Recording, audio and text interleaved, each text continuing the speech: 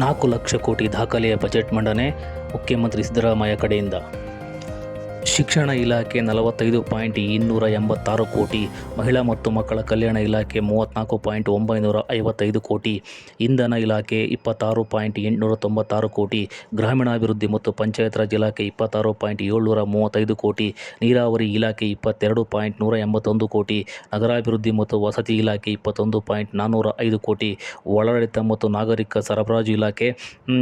20.625 ಕೋಟಿ, ಆರೋಗ್ಯ ಮತ್ತು ಕುಟುಂಬ ಕಲ್ಯಾಣ ಇಲಾಖೆ 17.473 ಕೋಟಿ, ಕಂದಾಯ ಇಲಾಖೆ 17.201 ಕೋಟಿ, ಸಮಾಜ ಕಲ್ಯಾಣ ಇಲಾಖೆ 16.955 ಕೋಟಿ, ಲೋಕೋಪಯೋಗಿ ಇಲಾಖೆ 11.841 ಕೋಟಿ, ಆಹಾರ ಮತ್ತು ನಾಗರಿಕ ಸರಬರಾಜು ಇಲಾಖೆ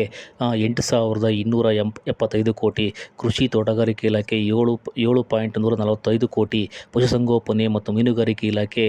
3.977 ಕೋಟಿ, ಇತರೆ 1.49,857 ಕೋಟಿ ರುಗಳು.